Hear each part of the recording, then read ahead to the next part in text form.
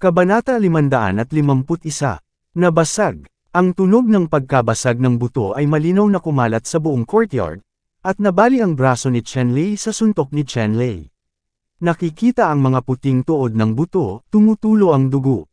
Nakaramdam ng pananakit ang nasugo sa kanyang braso, ang ekspresyon ng kanyang mukha ay naging labis na inis, at sinipa niya si Chen-Lei gamit ang isang paa, at isang itim na light blade ang bumaril mula sa binti ng sugo, umiikot at paglalaslas patungo sa kanya Chen-Lei. Saan man siya dumaan, ang mga layer ng itim na malalim na yelo ay nabuo sa kawalan, at patuloy na kumalat patungo sa paligid. Pagkaraan ng ilang sandali, ang temperatura sa buong looban ay bumaba ng gusto at ang lamig ay naninikip. Ayaw umatras ni Chen-Lei, isang layer ng asul na liwanag ang lumiwanag sa labas ng kanyang katawan, at ang fate ay tumama sa itim na liwanag na espada, at agad na nabasag ang itim na liwanag na espada pagkatapos, si Chen-Lei ay direktang lumitaw sa Diyos. Sa harap ng messenger, hinawakan ang braso ng messenger. Nabasag. Sa malinaw na boses, direktang pinaikot ni Chen-Lei ang isa sa mga braso ng banal na sugo. Pagkatapos sumigaw, ang Divine Envoy ay nagpalabas ng banal na liwanag sa kanyang mga paa at direktang sumipa sa ibabang bahagi ng katawan ni Chen-Lei, napakabangis. Itinaas ni Chen-Lei ang kanyang paa, pinahinto ang binti ng sugo, tinamaan ang sugo, at direktang sinipa ang guya ng sugo. Pagkatapos, mabilis na pumunta si Chen-Lei sa likod ng messenger at sinipa siya sa baluktot ng kanyang binti. Bumagsak ang messenger at diretsyong bumagsak sa lupa, lumuhad sa matigas na asul na laryo, at dinurog ang kanyang mga tuhod. Ang labanan sa pagitan ni Chen-Lei at ng banal na sagong ito ay napakabilis ng kidlat at napakabilis ng kidlat. Sa isang kisap mata, nakalaban nila ang isang dosenang galaw, at ito ang pinakamapanganib na malapit na labanan. Kaya lang, ang pisikal na lakas ng banal na sagong ito ay hindi kapantay ni Chen-Lei. Sa malapit na labanan, masasabing isang mapaminsalang pagkatalo, at walang kapangyarihang lumaban.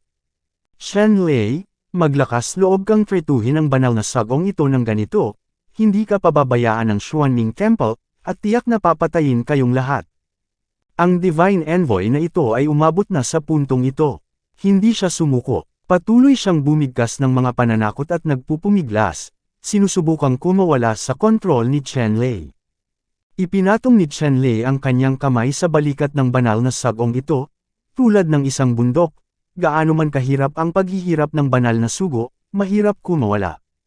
Nakita ni Chen-Lei na ang banal na sugo ay naglakas loob na magpahayag ng mga pagbabante kahit ngayon, ang kanyang mukha ay lumubog, at isang puwersa ang dumura mula sa kanyang palad, at direktang idiniin sa ilalim ng tiyan ng banal na sugo, ganap na inalis ang dagat ng dantian, na nakasuot ng cultivation suit, ganap na durog.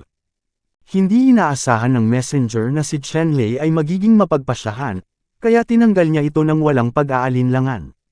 Sandali siyang natigilan, at maya-maya, nagpakawala siya ng isang alulong na mas malala pa sa pagpatay ng baboy. Dapat mong malaman na ngayon na siya ay naging isang walang kwentang tao, pagkatapos, sa Xuanming Temple, lahat ng katayuan at kapangyarihan ay mawawala sa isang iglap, ang kanyang kapalaran ay magiging lubhang madilim, at ang kanyang kapalaran ay ganap na magbabago mula noon, Sa pag-iisip ng kaunos-lunos na kahihinatnan na ito, ang takot na banal na sugo ay nanginginig na parang salon, wala nang anumang pagmamataas at kawalang interes, at naging lubhang miserable. Si Chen-Lei ay walang simpatiya sa banal na sagong ito. Mula sa paraan ng banal na sagong ito, makikita natin na ang taong ito ay karaniwang mayabang at mabisyo, at ang ganitong uri ng tao ay halatang may utang sa dugo kahit sa kontinente ng Xuanming. Pagod, hindi ko alam kung ilang pagpatay na ang nagawa, at ngayon ay pinupunasan sila ni Chen-Lei, para lang maalis ang kawalan para sa mga tao. Sinipa ng isang sipa ang messenger na nakaluhod sa lupa at napaungol, malamig na sinabi ni Chen-Lei, ngayon pag-usapan natin ang sinasabi sa 7 propesya ng kanyang kamahalan. Sa harap ni Chen-Lei, ang banal na sugo ay hindi na nang ahas na magkaroon ng kalahati ng layunin ng pagpatay, at sinabing, Master Chen, hindi ko alam ang tungkol dito. Ako lang ang responsable sa paghahatid ng hula. Kung ano ang nakasulat sa orakulo, ikaw lang ang kwalipikadong manood, how dare I silip? Panipi. Sa sandaling iniunat ni Chen-Lei ang kanyang kamay, direktang kinunan ng larawan ang orakulo sa kamay ng messenger, at gamit ang isang light brush, tinanggal ang pagbabawal ng orakulo, binuksan ang orakulo, at tiningnan ang nilalaman. Nang makita ni Chen Lei ang nilalaman ng orakulo sa loob, agad na naging malungkot ang kanyang mukha. Tahimik na itinaas ng messenger sa gilid ang kanyang ulo, maingat na tinitingnan ang ekspresyon ni Chen Lei, at biglang lumubog ang kanyang puso. Nagbigay siya ng hindi mabilang na mga propesya sa kanyang kataas-taasang pito. Kahit na hindi niya alam ang tiyak na nilalaman ng panghuhula na ito, maaari niyang hulaan ang parehong bagay. Sa tuwing tinutulungan niya ang 7th Highness na maghatid ng propesya, hinihiling niya sa kabilang partido na mag-alok ng magagandang babae, o mag-alok ng mga kayamanan, o gawing alipin ang kabilang partido. Nagbigay siya ng hindi mabilang na gayong mga hula. Sa kontinente ng Xuanming, lahat ay natatakot sa Xuanming Temple at hindi ng ahas na suwe ng orakulo ng Xuanming Temple. Ngunit hindi ito ang Xuanming Continent, at ang paraan ng pag-arte ni Chen Lei ay hindi tulad ng isang taong natatakot sa mga bagay-bagay.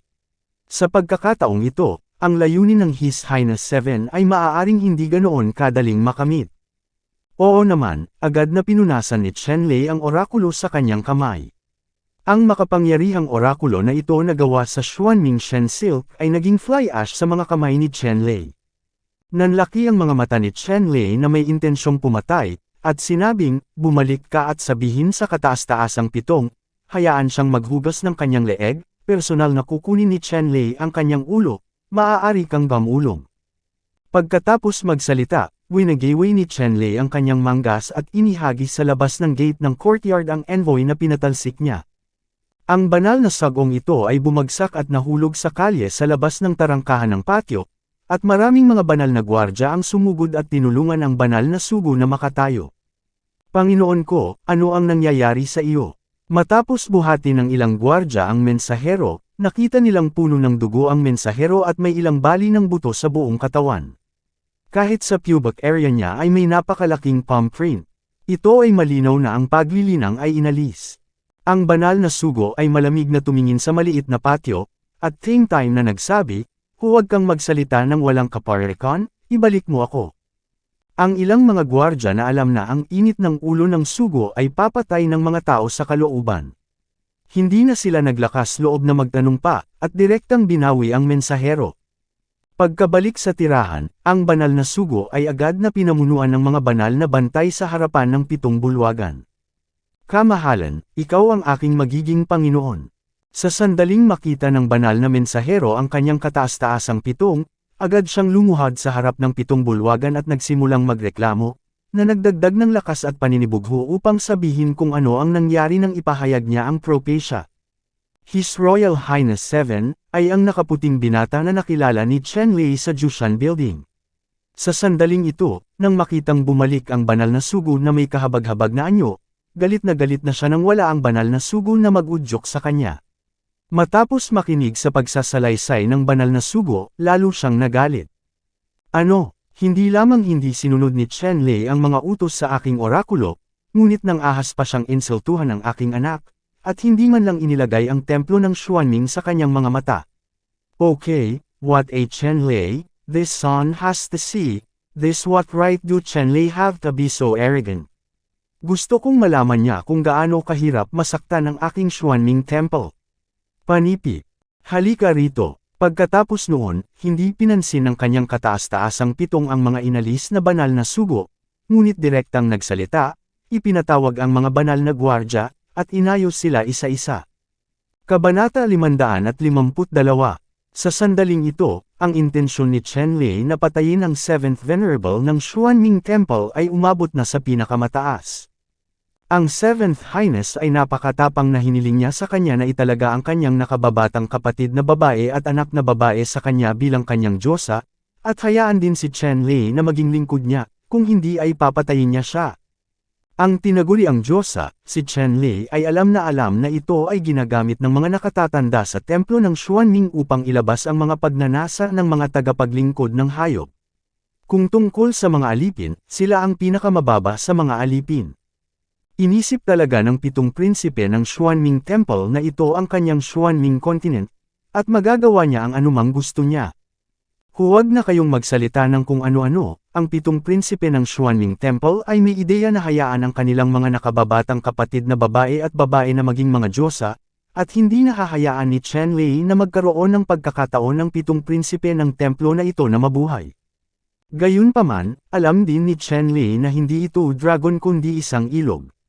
Dumating ang Xuanming Temple sa Fengjing, ang kasalukuyang **** ng Xuanyuan Continent. Dapat itong magkaroon ng isang tiyak na layunin, at dapat mayroong isang mataas na antas ng puwersa upang protektahan ito.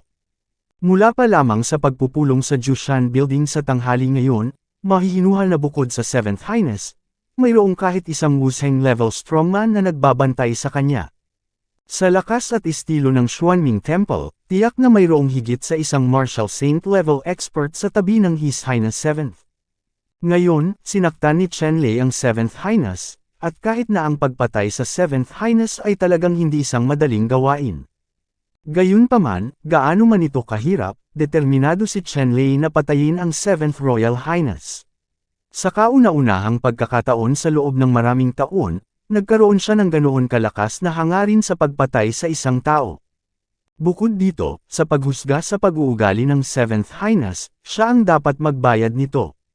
Ngayong tinanggal na niya ang sugo ng kabilang partido, tiyak na gagawa ng paraan ang 7th Highness para makaganti.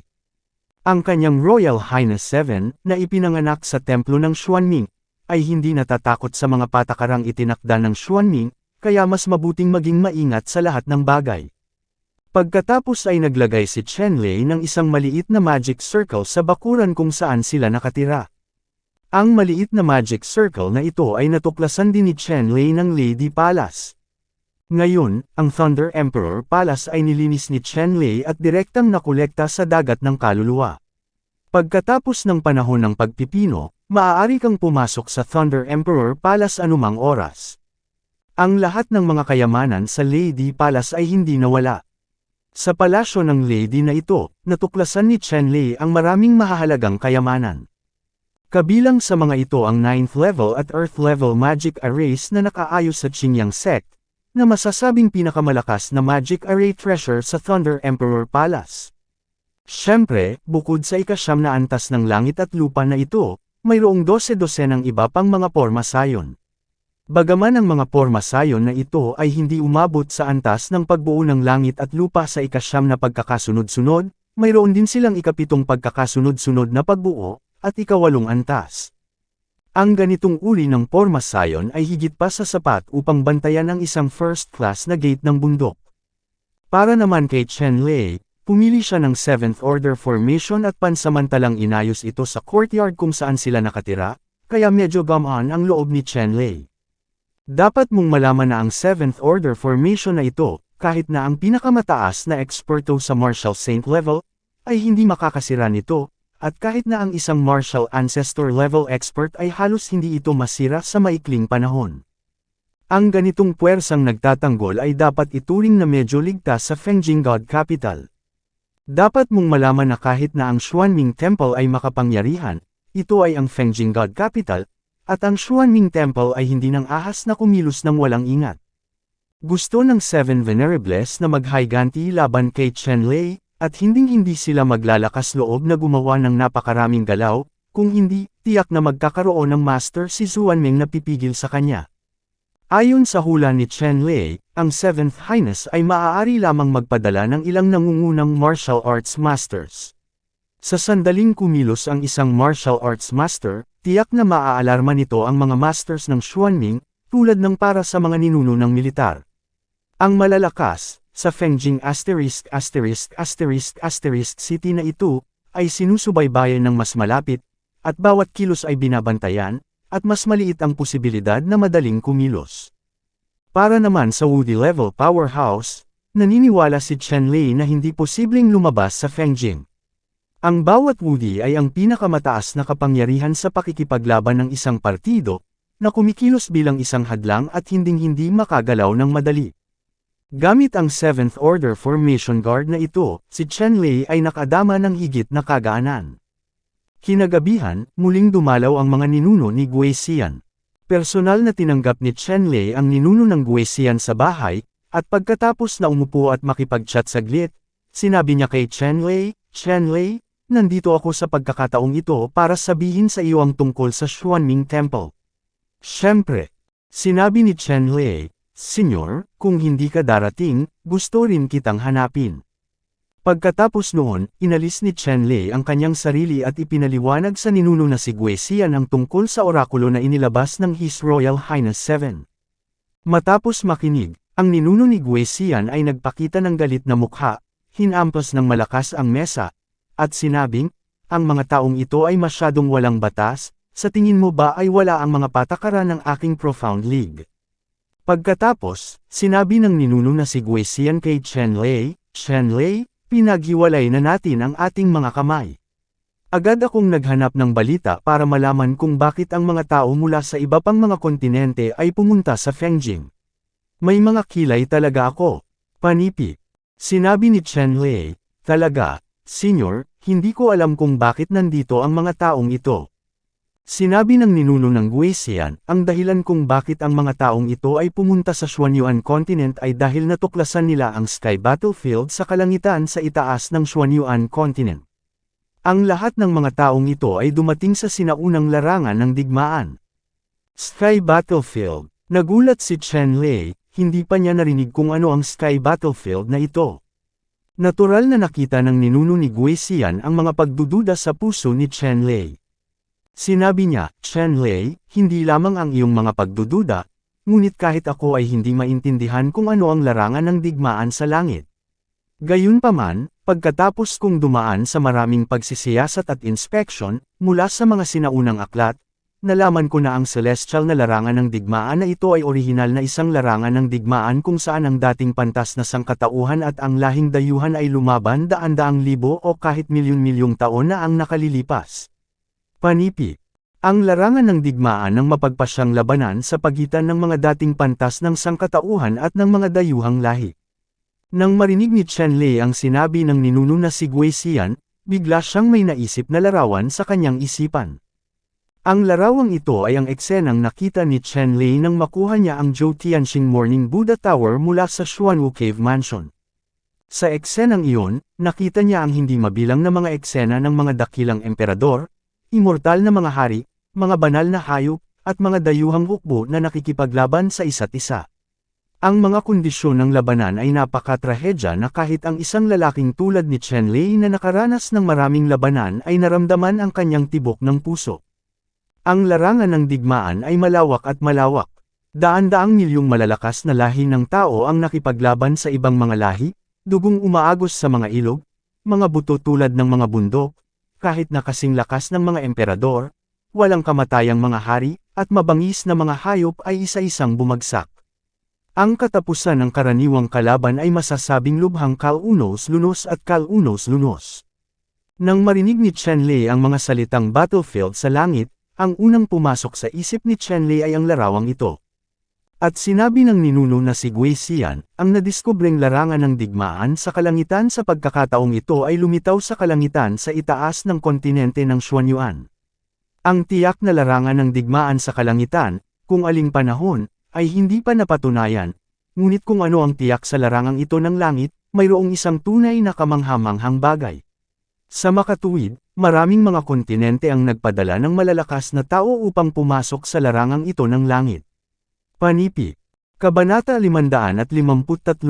Ayon sa mga ninuno ng Gui Xian, sa kasalukuyan, mayroong 8 kontinente, Xuanyuan Continent, Xuanhuang Continent, Xuanming Continent, Xuanling Continent, Xuan Beast Continent, Xuanchen Continent, Xuanyu Continent, at Xuanhuang Continent. Ang mga makapangyarihang puwersa, na may malaking bilang ng mga Panginoon, ay nakikipaglaban para sa paraisong ito. Siyempre, bilang karagdagan sa Celestial Battlefield Factor, ang mga masters ng iba pang 7 kontinente, na dumating sa Fengjing God Capital, ay may isa pang bagay, iyon ay, ang mga ranggo na labanan ng ilang kontinente sa Profound Realm. Ang 8 kontinente ng Xuanyuan, Xuanhuang, Xuanming, Xuanling, Xuan Beast, Xuantian, Xuanyu, at Xuanhuang ay bumubuo sa buong Xuan Domain. At ang pagraranggo ng 8 kontinenteng ito ay makakaapekto sa pamamahagi at kontrol ng ilang mapagkukunan sa malalim na kaharian ng 8 kontinenteng ito. Ang 8 kontinenteng ito ay magsasagawa ng ranggo na labanan tuwing 100 taon. Batay sa mga resulta ng labanan sa pagraranggo, maaari nilang matamasa ang iba't ibang mga mapagkukunan sa Profound Realm.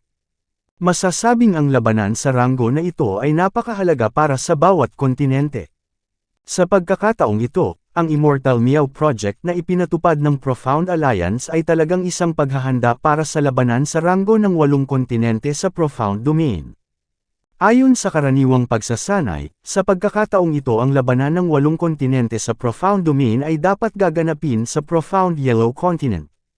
Gayunpaman, dahil ang Sky Battlefield ay aktwal na lumitaw sa itaas ng Xuanyuan Continent, ang mga matataas na opisyal ng ilang kontinente sa wakas ay nagpasya na ilagay ang labanan ng 8 kontinente sa Xuanyuan Continent, at sa parehong oras ay ginalugad ang Sky Battlefield, na ikinamatay ng 2 tao, ibon na may isang bato. Sa tuwing maglalaban ang ranggo ng mainland, ang mga kalahok ay nasa nakababatang henerasyon, at ang edad ay hindi maaaring lumampas sa 25 taon. Sa pagkakataong ito, magaganap ang labanan sa ranggo ng Continental sa loob ng 6 na buwan, at ang larangan ng digmaan sa kalangitan ay hindi magbubukas hanggang sa 1 taon. Sa oras na ito, 12 ng mga martial artists sa antas ng ninuno sa 8 kontinente ang pumasok sa itaas na espasyo ng kontinente ng Xuanyuan upang maunawaan ang sitwasyon sa larangan ng digmaan sa kalangitan. Pagkatapos lamang na maunawaan ang sitwasyon sa larangan ng digmaan sa kalangitan, maaari bang ayusin ng mga tao na pumasok sa larangan ng digmaan sa kalangitan? Ang Sky Battlefield na ito ay ang lugar kung saan ang lahi ng tao at ang lahi ng dayuhan ay nakipaglaban 12 o kahit milyon-milyong taon na ang nakalilipas. Kahit sa ang larangan ng digmaan, ang bilang ng mga makapangyarihang tao na namatay ay mabibilang sa daan-daang milyon.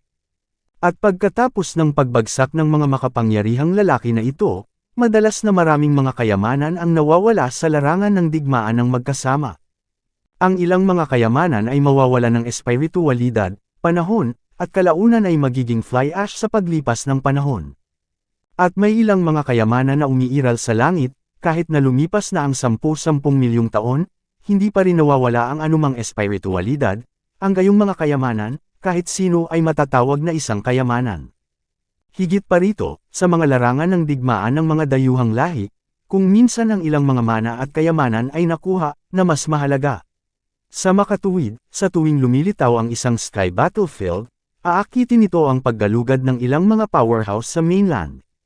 Bilang karagdagan sa mga bagay na iniwan ng mga makapangyarihang lalaki na ito, mayroon ding ilang natatanging kayamanan sa larangan ng digmaan sa kalangitan, na napakabihirang mga bagay din, na umaakit ng maraming malalakas na lalaki upang tuklasin.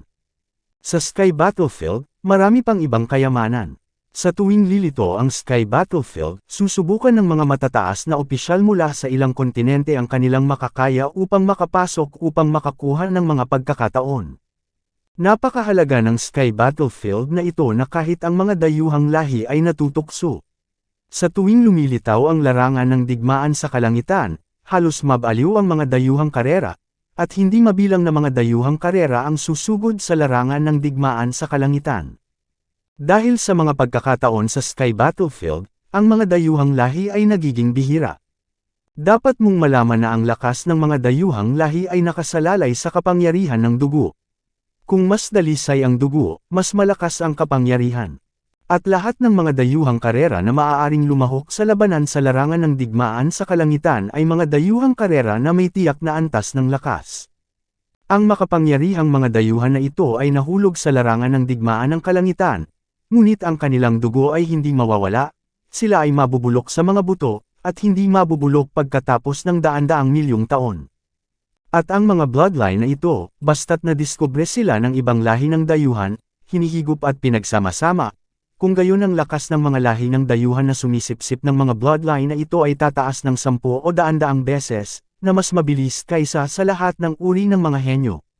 Sa makatuwid, sa tuwing lumilitaw ang larangan ng digmaan sa kalangitan, ang mga dayuhang lahi ay mas aktibo kaysa sa lahi ng tao, at magkakaroon ng maraming dayuhang karera na papasok sa larangan ng digmaan sa kalangitan upang maghanap ng nawawalang dugo.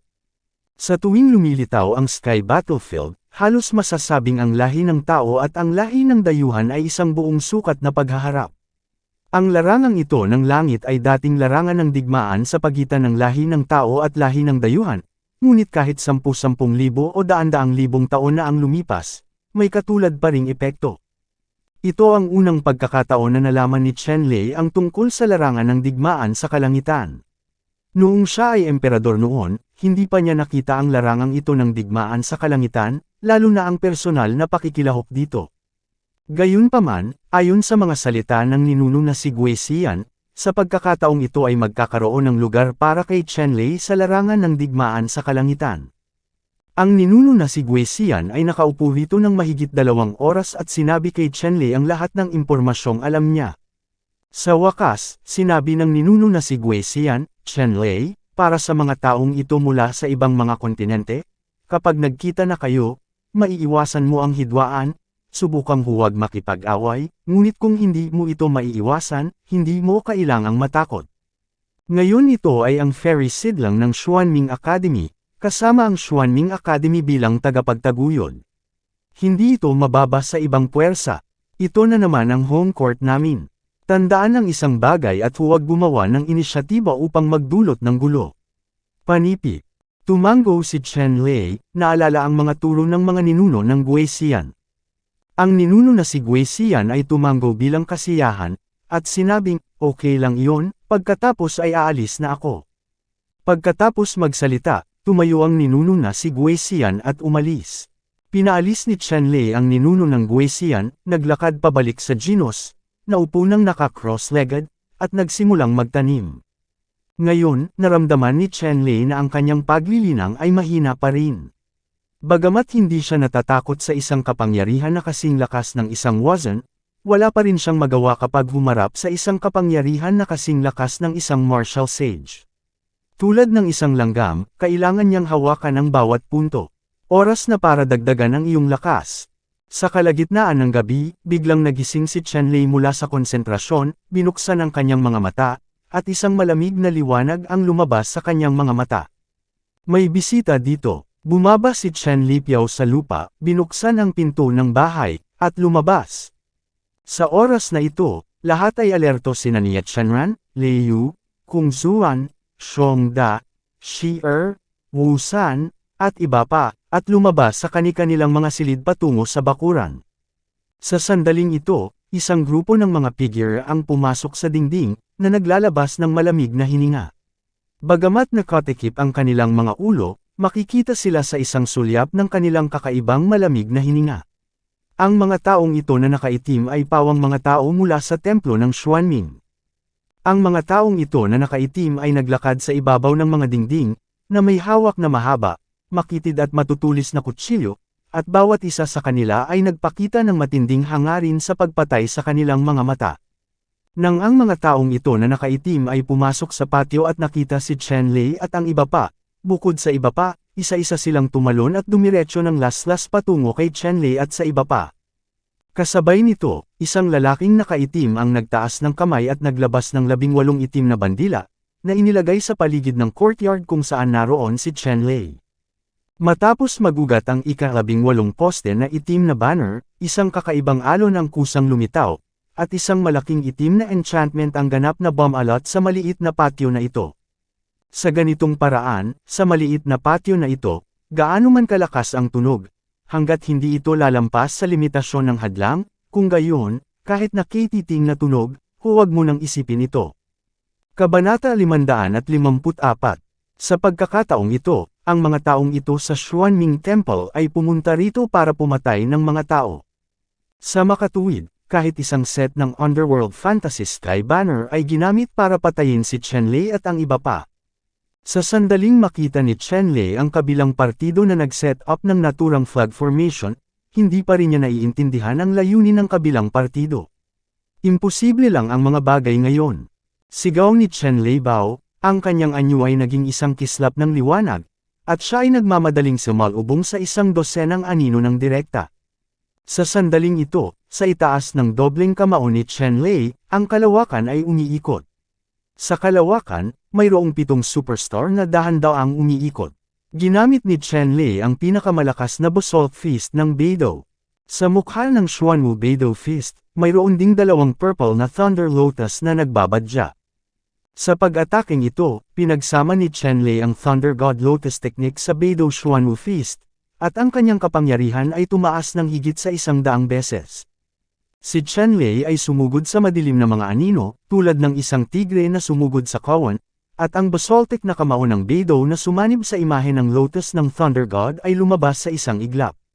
Sa isang iglap, sumabog ang daan-daang kamao. Daan-daang mga anino ng kamao, tulad ng meteor lightning, siksik at nakakatakot. Napakalaking kulog at sonic boom ang umalingaw sa hangin. Sa isang kisap mata, ilang itim na figure ang direktang nakalubog sa mga anino ng kamao. Walang tigil ang sunod-sunod na pagsabog, umaalingaw sa pandinig ng lahat. Ilang taong nakaitim na nakalubog sa anino ng kamao ni Chenlei ay agad na sumabog sa ambon ng dugo, at hindi makahanap ng kompletong buto. Isang lalaking nakaitim na nakatayo sa tarangkahan ng patio ang nakakita sa eksenang ito. Ang kanyang mga mata ay hindi mapigil, na nagpapakita ng galit at nakakatakot na layuning pumatay. Nakakatakot talaga ang lakas nitong si Chenlei, talagang napatay niya ang 7 Wazen level 5 subordinate sa isang kisap mata. Dapat mong malaman na si Chenlei ay isa lamang malakas na tao sa Martial King Realm ngayon, at siya ay may kapangyarihan sa pakikipaglaban, naganap na nagpapahina sa kaalaman ng pinunong nakasuot ng itim. Sa oras na ito, sina Xiongda, Shi Er, Wu San, Zhu Bamei, gayon din sina Nie Chenran, Lei Yu, at Baimanman ay pawang lumapit sa kaaway sa kamay na labanan at bumuo ng labanan. Mayroong higit sa 20 tao na nakaitim na dumating upang umatake sa oras na ito, at bawat isa sa kanila ay nasa antas ng Wazen na kaharian ng Nahai Realm. Gayunpaman, iba-iba ang mga kaharian mula sa mataas hanggang sa mababa, ngunit masasabing ang bawat isa sa kanila ay isang tunay na nakakatakot na mamamatay. Sa katunayan, ang isang malakas na lineup ay madaling sirain ng isang sekta sa unang antas. Sa kasalukuyan, ito ay ginagamit lamang upang harapin si Chenlei at ilang mga tao, na sapat na upang makita na ang Xuanming Temple ay nagbibigay ng malaking kahalagahan kay Chenlei. Sa kasalukuyan, ang mga magulang at nakababatang kapatid ni Chenlei ay nananatili sa bahay at hindi lumalabas. Ang mga magulang at nakababatang kapatid ni Chenlei, ang oras ng paglilinang ay masyadong maikli, kahit na sa napakalaking mapagkukunan na ibinigay ni Chenlei, ngunit hanggang ngayon, hindi pa rin sila nakakalusot sa antas ni King Wu ng Transformation Realm. Nasa antas pa rin sila ng Wu Zhang. Sa panahon ng labanan, walang anumang tulong. At sobrang bait din ng mga magulang at nakababatang kapatid ni Chenlei, alam nilang kung lalabas sila ngayon, hindi lang sila makakatulong, madadagdagan pa ang kaguluhan, kaya nananatili silang lahat sa bahay, hindi gumagalaw, kundi puso, ngunit nabanggit nilang lahat ang lalamunan, na maaaring inilarawan bilang takot at pagkabalisa para kay Chenlei. Sa sandaling ito, si Chenlei, pagkatapos na pumatay ng 7 tao na nakaitim sa isang segundo, ay tumingin sa buong courtyard, itinaas ang kanyang daliri, at isang lightning lotus ang lumitaw ng wala saan sa 3 itim na damit na nakapalibot kay Zhu Bamei. Sa mga tao, mabilis na umikot ang Leilian na ito, at agad na bumaril ng 3 haligi ng kulog at kidlat na may kapal ng bibig ng isang mangkok, diretso sa dibdib ng 3 lalaking nakaitim. Ang bilis ng 3 light beam na ito na may kapal ng bowl mouth ay napakabilis, at ang 3 lalaking nakaitim ay walang pagkakataon na maiwasang matamaan ng mga light beam. Biglang nabigla ang 3 lalaking nakaitim. Paano nila inaasahan ang biglaang pag-atake? Ang 3 nag-trigger ng nagtatanggol na mga kayamanan sa kanilang mga dibdib ay agad na lumiwanag ng nakakasilaw na liwanag, na ginawa itong 3 malalaking kurtina. Protektahan sila ng mahigpit. Gayunpaman, ang 3 Thunderbolt at Thunder Ray na ito, na hindi pinapansin ang defensive light curtain na ibinubuga ng Tier 6 na defensive treasure sa kanilang mga katawan, ay direktang tumagos sa defensive light curtain at tumama sa kanila. Ang kulog at kidlat na may kapal ng 3 mangkok ay may nakakatakot na kapangyarihan at madaling tumagos sa dibdib ng 3 lalaking nakaitim. Sa puso ng 3 lalaking nakaitim, Tatlong transparent na malaking harap at likod ang lumitaw sa dugo ng butas. Ang mga mata ng tatlong lalaking nakaitim ay nagpakita ng hindi kapani-paniwalang liwanag, at nahulog sila sa lupa. Nang makita ni Zubami si Chenlei na tinutulungan siya, may hawak siyang dalawang bakal na martilyo, at binasag niya ang isang lalaking nakaitim na kumukubkob sa layon 2 sa dugo gamit ang isang martilyo. Si Chenlei ay nasa anyo ng kuryente, ang kanyang mga daliri ay kumikislap ng liwanag ng espada, ilang malinaw na ilaw ng espada ang pumutok, at ang iba pang tatlong lalaking nakaitim ay direktang naputol sa baywang, na nagpapakita ng hindi makataong lakas ng pag-atake.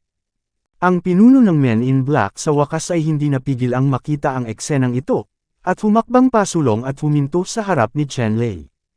Sa ilang paghinga lang, ang mahigit 20 subordinate na dinala niya, biglang namatay ng 12 na hindi namamalayan. Sa kasalukuyan, 6 o 7 tao lamang ang nakaitim sa bakuran. Yun lang. Ito ay nagpagalit sa pinunong nakaitim, na hindi maisip. Ito ay isang nakakabigo na pagsisikap lamang.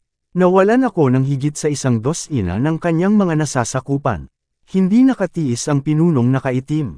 Agad niyang binaril ang sarili at huminto sa harap ni Chenlei. Ang kanyang mga mata ay nakasindak ng isang nakakatakot na malamig na liwanag, nakatitig ng malapitan. Manatili kay Chenlei. Natigilan ang puso ni Chenlei. Talagang hindi maarok ang lakas nitong pinunong nakasuot ng itim. Hindi bababa sa ito rin ang paglilinang sa tuktok ng ika-9 na palapag ng Supremo, at kahit kalahati ng kanyang mga paa ay tumuntong sa antas ng Martial Saint. Ang malaking pressure na nagmumula sa pinuno ng Men in Black ay mas malakas kaysa sa average na peak martial arts level power. Chenlei, ang pinuno ng mga lalaking nakaitim ay mahigpit na ikinulong si Chenlei, nagngangalit ang kanyang mga ngipin at iniluwa ang gayong pangungusap. Ang lakas ng loob mong patayin ang napakaraming mga tauhan ko.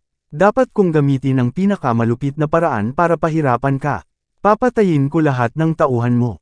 Lahat ng kamag-anak mong babae ay ibibigay sa tropa ko. Sila ang naging pinakamurang mga patutot sa militar at napailalim sa walang katapusang harassment. I swear na gagawin ko. Pagdating ng panahon, hahayaan kong makita ng sarili mong mga mata ang eksenang ito, paano ba naman? Panipi. Ang matinding puot ay lumabas mula sa pinuno ng mga lalaking nakaitim, tulad ng sangkap, na kumakalat mula sa kanya, at ang kanyang mga salita, tulad ng pinakamabangis na ahas, ay lubos na nagpasigla sa nerbiyos ni Chenlei. Hindi nagsalita si Chenlei, ngunit isang ilaw ng kuryente ang sumabog sa ilalim ng kanyang mga paa, at dumiretso sa pinunong nakaitim na damit, at hinampas ang kanyang kamao sa tiyan ng pinunong nakaitim na damit. Sa napakalaking kapangyarihan ng 2,000 dragon, bumaril ito patungo sa katawan ng pinunong nakasuot ng itim at galit na galit. Agad na yumuko ang katawan ng pinunong nakasuot ng itim na parang hipon, namula ang mukha, at binuka ang bibig. Isinuka ko lahat mula sa hapunan. Kabanata 555. Itinuwid ni Chenlei ang kanyang siko na parang martilyo, at malakas na binasag. Isang patong ng apoy ang namuo mula sa kanyang siko, na naglalabas ng nakakatakot na kapangyarihan at pabago-bago, na tumama sa ulo ng itim na lalaki. Sa likod ng order. Sa isang malakas na ingay, naramdaman ng pinuno ng mga lalaking nakaitim na para siyang binaril ng isang sinaunang sagradong bundok, at tumama sa lupa ng isang plop. Sinipa ni Chenlei, sinipa lang ang ulo ng pinunong nakaitim na nakadamit, sinipa ang pinunong nakaitim na nakadamit palabas ng daan-daang metro, at nontog sa dingding. Ang pinuno ng mga lalaking nakaitim ay naramdaman lamang ang isang hagong na tunog na umaalingaw sa kanyang isipan. Ang kanyang isip ay medyo hindi malinaw, at lahat ng uri ng hindi maipaliwanag na sakit ay nagmula sa kanyang buong katawan. Ang pinuno ng mga lalaking nakaitim ay itinaas ang kanyang ulo sa langit at umungol, at isang malaking itim na alon ng hangin ang sumabog sa kanyang katawan. Biglang kumalat ang isang layer ng malalim na itim na yelo sa paligid. Sa isang kisap mata, natabunan siya sa loob ng ilang daang metro ng kanyang katawan, puno ng malalim at matibay na itim na yelo. Ang pinuno ng mga lalaking nakaitim, na ang mga mata ay parang lobo, ay tumitig kay Chenlei ng masama, na ginawang galit ang galit. Hindi niya inaasahan na si Chenlei ang magiging mapagpasyahan sa kanyang pagbaril. Si Chenlei ay nagtagumpay sa isa sa kanyang mga putok, at dumanas ng ilang mabibigat na suntok na sunod-sunod. Gayunpaman, ang pinunong ito na nakaitim na damit ay, pagkatapos ng lahat, isang malakas na tao na nakapasok sa martial realm sa tuktok ng ika-9 na antas ng klase ng martial arts. Ang General Martial Arts Class Powerhouse, na nakatiis sa marahas na suntok ni Chen Lei, ay sumabog sa ulan ng buto at dugo sa unang pagkakataon. At ang pinuno ng Men in Black, medyo namamaga ang mukha, medyo masikip ang sikmura, bukod pa doon, hindi naman gaanong nasira, at wala man lang nabali ang buto. Hindi naman sa hindi malakas ang attack power ni Chen Lei, pero masyadong malakas ang katawan ng leader sa Black. Ang pinuno ng mga lalaking nakaitim, na binagalan, ay tumingin kay Chen Lei na parang nakatingin sa isang patay. Chen Lei, ginalit mo na naman ako. Isinusumpa kong magbabayad ka ng higit sa 100 beses sa presyo. Ang pinuno ng mga lalaking nakaitim ay natapos ng magsalita, at hindi na nagsalita pa. Kumuha siya ng isang palm shot, at biglang, isang malakas na itim na palad ang dumiretso patungo kay Chen Lei. Ang palad ng pinunong nakasuot ng itim ay naglalaman ng walang katapusang enerhiya ng langit at lupa, na may kapangyarihan ng higit sa 10,000 dragon. Alam mo, ang taong nakasuot ng itim na taong ito ay pumasok sa antas ng martial sage sa kalahating hakbang, at direktang nataman siya ng malaking halaga ng langit at lupa na chi sa martial arts treasure. At ang pinunong ito na nakasuot ng itim, sa sandaling ito, ay isang pag-atake ng puot. Masasabing halos wala ng lakas para hawakan ang kanyang mga kamay, at inilabas niya ang lahat ng kanyang lakas para barilin si Chen Lei sa laman. Ngumisi si Chen Lei sa harap ng mga palad ng mahigit 10,000 dragon, at sa halip na umatras, lumayo siya. May extra golden cudgel na sa kamay niya. Ang walang katapusang kapangyarihan ni Chen Lei bilang isang tunay na gangster ay baliw na iniksyon sa gintong patpat sa sandaling ito. Ang gininto ang mace ng Mei, na kumikinang na may nakasisilaw na gintong liwanag, ay kumikinang ng napakatalino. Kaya lang, ang 10,000 talampakan na gininto ang liwanag ay direktang tinatakan sa maliit na espasyong ito ng Underworld Magic Sky Banner, at hindi ito matatakasan. Gayunpaman, ang mayamang gininto ang liwanag ay ginawa ang maliit na patio na ito na sobrang gininto ang. Ang bawat tile, bawat brick, bawat pulgada ng lupa, at bawat berdeng halaman ay natatakpan ng gintong liwanag. Maging ang lahat ng lalaking nakaitim, kabilang ang pinuno ng mga lalaking nakaitim, pati na rin sina Xiongda, Shi Er, at iba pa, ay tila nakasuot ng gintong kamiseta, na may mga gintong ilaw na kumikislap. Sa gininto ang kamahalan, mayroong 10 gintong rune na halos 10 talampakan ng haba, bawat isa ay pininturahan ng primitive at baluktot na kakaibang rune. Ang panulat ay iginuhit ng mga dragon at ahas at umiikot sa paligid ng maze. Isang makapangyarihang kapangyarihan ng walang kapantay na kakilakilabot ang lumitaw mula sa gintong cudgel. Ang kapangyarihang ito, tulad ng pagsabog ng bulkan, tulad ng pagbagsak ng dagat, tulad ng pagbagsak ng lupa, tulad ng galit ng mga Diyos, ay may walang katumbas na pinakamataas na kapangyarihan. Ang gininto ang liwanag ay tumama sa hangin ng palad na binaril ng itim na pinuno, at ang hanging palad na ito, tulad ng marupok na puting papel, ay direktang napunit sa mga piraso. Kasunod nito, ang gininto ang liwanag ay inatake ang pinuno ng mga lalaking nakaitim ng mabangis na may isang malakas at walang tigil na puwersa. Ang itim na malalim na yelo na nakapalibot sa pinuno ng mga lalaking nakasuot ng itim ay naapektuhan lamang ng gintong liwanag, at tahimik na naging isang piraso ng yelo. Pagkatapos nito, ang malaking ilaw na ito, tulad ng isang Optimus pillar, ay nahulog ng husto. Ang pinunong nakasuot ng itim ay nagpakita ng labis na takot sa kanyang mga mata, at nagkaroon lamang siya ng oras upang itaas ang itim na bilog sa kanyang kamay upang batiin siya. Ang misteryosong itim na singsing na bakal, bago sumabog ang tunay na kapangyarihan nito, ay nabasag ng gintong liwanag sa mga labi ng langit, at pagkatapos, ang gintong liwanag ay bumagsak ng husto sa pinunong nakasuot ng itim. Ang pinuno ng mga lalaking nakaitim ay natamaan ng gininto ang liwanag, at isang malaking liwanag na kurtina ang sumabog sa kanyang katawan. Gayunpaman, ang light curtain na ito ay kakabukas pa lang, at bago nito gamitin ang kanyang malupit na defensive power, ito ay direktang nabasag pagkatapos, ang gintong liwanag ay tumama ng malakas. Ang pinuno ng mga lalaking nakaitim ay parang ipis na nataman ng bakal, at bawat butas ng kanyang katawan ay bumulwak ng dugo.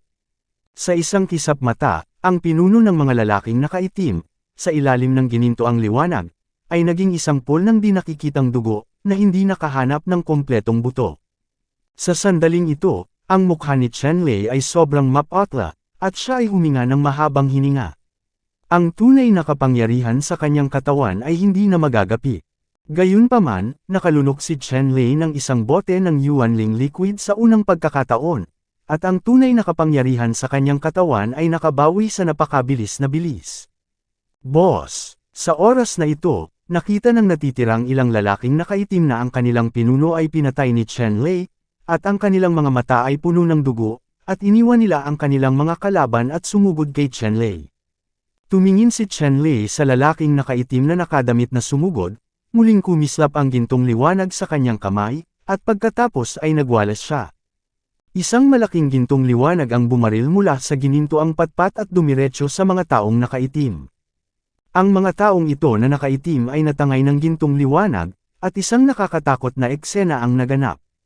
Ang mga taong ito na nakaitim ay itinapon sa ambon ng dugo sa hangin sa halos parehong oras, at sa wakas ay nawala. Matapos patayin ni Chenlei ang mga taong nakaitim, nakahinga siya ng maluwag at tumingin sa courtyard. Sa kasalukuyan, sa bakuran, may mga lobo, at halos lahat ng kasangkapan ay nasira at nawasak. Kung ang patio ay hindi protektado ng ipinagbabawal na pagbuo at ilusyon ng mga Diyos, natatakot ako na mangyari ito, nasira sa unang pagkakataon. Linisin ang eksena. Kinawian ni Chenlei ang kanyang kamay at nag-utos kay Xiongda at sa iba pa. Para sa ganitong uri ng bagay, si Xiongda at ang iba ay pamilyar sa kalsada, at agad na itinambak ang lahat ng mga bangkay. Matapos ma-verify ang kanilang pagkakakilanlan, lahat sila ay sinunog hanggang sa abo. Para naman kay Chenlei, siya mismo ang kumilos at binawi ang 18 pole underworld illusion banners na idinikit sa paligid ng courtyard. Anak, ano ang susunod mong gagawin? Matapos linisin ang site, nagtipon sina Xiongda, Shi'er at ang iba pa at tinanong si Chenlei kung ano ang susunod na gagawin. Kabanata 556. Nag-alinlangan si Chenlei at sinabing, ngayon, hindi pa nangyari ang insidenteng ito. Dahil ayaw ibunyag ng mga taong ito ang kanilang mga pagkakakilanlan, natural silang natatakot na palalay ng mga bagay-bagay at hindi na kailangang isa publiko ito. Gayunpaman, kamakailan, lahat mag-ingat at huwag lumabas sa ngayon. Panipi. Lahat ay tumango, pagkatapos ay isa-isang bumalik sa mga silid, at hindi sinasapuso ang gayong malaking kaganapan gaya ng pagpatay sa mahigit 20 katao mula sa Xuanming Temple. Ang dahilan kung bakit walang pakialam si Chenlei ay dahil mayroon siyang tiyak na paniniwala sa kanyang puso na makakakuha siya ng tulong at proteksyon ng Xuanming Academy, kaya hindi niya inilagay ang Xuanming Temple sa kanyang mga mata. Siyempre, ito rin ay dahil nasa Xuanyuan continent ito. Ang Xuanming Temple na ito ay walang gaanong impluwensya, at maaari lamang gumamit ng ilang paraan upang magamit ng walang ingat ay talagang hindi natatakot si Chenlei. Isang gabi, kakalipas lang. Ngayong gabi, ang 7 prinsipe ng Xuanming Temple ay hindi nakatulog buong gabi, at nagmamadaling tumalikod. Sa kasamaang palad, hanggang madaling araw, hindi nila hinintay ang resulta na gusto nila. Bago magbukang liwayway, sunod-sunod na nagpadala ang 7 venerables ng Xuanming Temple ng ilang grupo ng mga especially iya, ngunit wala silang nakitang balita. Ang patio kung saan matatagpuan si Chenlei at ang iba pa, tila walang nangyari, ngunit ang tarangkahan ng patio ay sarado ng mahigpit, at walang lumabas sa buong araw. Ilang especially iya mula sa Xuanming Temple ang nakipagsapalaran sa patio, na gustong humingi ng ilang impormasyon. Gayunpaman, nang ang mga especially iya na ito ay pumasok sa looban, nawalan sila ng landas, tulad ng mga putik na baka na pumapasok sa dagat, at hindi na muling lumabas. Matapos matuklasan ng ilang mga especially iya ang ganitong uri ng enkwentro, ang ibang mga especially iya ay hindi na nang ahas na pasukin ang looban na ito sa kalooban. Sa kasalukuyan, sa mata ng mga taong ito, ang bahay na ito ay parang isang halimaw na pumili ng mga taong makakain. Kahit na ito ay matatagpuan sa isang maunlad na lugar, ito ay naglalabas ng walang hangganang malamig na takot. Sa huli, hindi na kailangan pang magtanong ng kataas-taasang 7 para malaman na nabura na ang 20 subordinate na pinadala niya. Nagbigay ito sa 7th Highness ng mas malinaw na pag-unawa sa lakas ni Chenlei at ng iba pa. Isang martial arts leader ang namuno sa team, at higit sa 20 martial arts level killers ang ganap na nabura ni Chenlei at ng iba pa sa tahimik na paraan. Ang lakas ni Chenlei at ng iba pa ay medyo nakakatakot. Gayunpaman, sa isang bahagyang pag-urong, gusto kong takutin ang kanyang Royal Highness 7, iyon ay ganap na imposible. Halika rito, green ang mukha ng His Royal Highness 7, at galit na sumigaw. Nang marinig ang sigaw ng 7th Hall, isang na katulong ang tahimik na lumitaw sa bulwagan, kalahating nakaluhod sa harap ng 7th Hall, at bamulong, kamahalan, ano ang iyong utos? Malamig na sinabi ng Venerable 7, pumunta ka at anyayahan si Wu Sheng Zuaochu sa iyong kamahalan. Nagretiro ang attendant, at pagkaraan ng ilang sandali, dumating si Wu Sheng Zuaochu sa bulwagan. Your Highness, call me here, anong order mo? Iniangat ni Zuaochu Wu Sheng ang kanyang mga kamay at tinanong ang kanyang kataas-taasang 7. Zuaochu Martial Saint, mayroon akong bumabagabag sa iyo, at mangyaring kumilos upang tulungan akong pumatay ng ilang mga kaaway. Pagkatapos ay ipinaliwanag ng 7th Venerable kung ano ang haharapin niya kay Chenlei at sa iba pa, at ang higit sa 20 lalaki na nahulog sa mga kamay ni Chenlei at ang iba ay nakalista rin ng magkasama. Kamahalan, hindi mahirap para sa akin na makitungo sa ilang martial masters, ngunit kung mangyari ito, natatakot akong mahirap ipaliwanag kay Xuanming. Walang alinlangang sinabi ni Wu Sheng Zuaochu matapos marinig ang tungkol sa ipinagagawa sa kanya ng 7 nobles. Ang pagpatay sa ilang Wuzun ay isang bagay ng Zuaochu Martial Saint, ngunit, pagkatapos ng lahat, hindi ito ang Xuanming Continent, ngunit ang Xuanyuan Continent. Kung talagang maglakas loob siyang baliwalain ang mga alituntunin ng Xuanming, kung kikilos ka ng walang pinipili, tiyak na makakaakit ito ng paghihiganti mula kay Xuanming. Dapat mong malaman na kahit na iniisip ni Wu Sheng Zuaochu na mayroon siyang magandang lakas, talagang walang pagkakataon na manalo siya laban kay Xuanming. Sa harap ni Xuanming, ipinagmamalaki niya ang kanyang lakas, at ang mga langgam sa harap ng elepante ay hindi gaanong mas malaki. Kung maglakas loob siyang pukawin ng elepante, madudurog siya hanggang mamatay ng elepante sa ilang minuto. Maaaring hindi alam ng kabataan ng 7th Realm ang katakutan ni Xuanming, ngunit si Zuaochu, bilang isang martial sage, ay ilang beses nang bumisita sa Xuanyuan Continent, ngunit alam niya kung gaano kalakas si Xuanming. Kung maglakas loob kang pukawin ito, tiyak na masisira mo ang iyong dugo. Wala itong pakialam sa anak ko, dapat mamatay ang mga iyon, kung hindi, hindi ako magagalit. Panipi. Hindi isinasa ng kanyang kataas-taasang 7 ang payo ni Zuaochu Wu Sheng, at gustong patayin si Chenlei at ang iba pa. Napabuntong hininga si Zuaochu Wu Sheng, alam niyang walang silbi ang kanyang panghihikayat. Sa katunayan, inaasahan din ito ng Martial Saint Zuaochu. Ang kanyang kataas-taasang 7 ay lubos na minamahal sa Xuanming Temple. Mula sa murang edad, nagkaroon siya ng paggalang sa sarili, mayabang at dominanteng ugali, isa sa buong Xuanming Temple sa gitna, ang ibang venerables ay hindi nang ahas na makipaglaban sa Venerable 7. Sa kasalukuyan, kahit na binanggit ang ibang mga kontinente, imposibleng mapatahimik ang init ng ulo ng kanyang Royal Highness 7. Nahaharap sa kahilingan ng kanyang kataas-taasang 7, walang pagpipilian si Wu Sheng Zuaochu kundi sumunod. Sino ang gumawa sa ina ng His Highness 7 na isang nakakatakot na figure? Kahit na ang master ng Xuanming Temple ay hindi nang ahas na lalabagan ang iniisip ng malaking lalaking ito, His Highness 7, ngunit ang malaking tao na ito ay puso at laman, kadalasan ay mahal niya ang sukdulan, gusto niyang huwag piliin ng mga bituin ang Moon bagamat isa siyang martial sage, wala siyang choice kundi sundin ang utos ng kanyang kataas-taasang 7. Zuaochu Wu Sheng, walang talakayan tungkol sa bagay na ito, pumunta ngayon, patayin kaagad ang batang iyon, at salubungin ako gamit ang kanyang ulo. Gayun din, sa bakuran, mayroong ilang hindi kapani-paniwalang magagandang tao, hindi ka pinapayagang saktan ng alinman sa kanila, at dapat mong ibalik sila sa aking anak na walang pinsala. Panipi. Sa wakas ay tumingin sa kanyang mga mata ang 7 nobles, at same time na sinabi kay Zhuao Chuusheng. Napabuntong hininga si Zhuao Chuusheng, at dahil talaga sa babaeng iyon. Kung ang mga bagay na ito ay pinaghalo, kung gayon ay mas imposible para sa kagalang-galang na ito na magbago ang kanyang isip. Si Zhuao Chuusheng ay bumantong hininga sa huling pagkakataon at nagsabi, "Sige, kamahalan, mangyaring maghintay dito sandali, ang mga nasasakupan ay darating kaagad kapag sila ay bumaba." Ang kanyang kamahalan ay tumango ng may kasiyahan, at nagsabi, "Zhuao Chuusheng, mayroong 18 watawat ng ilusyon ng multo dito.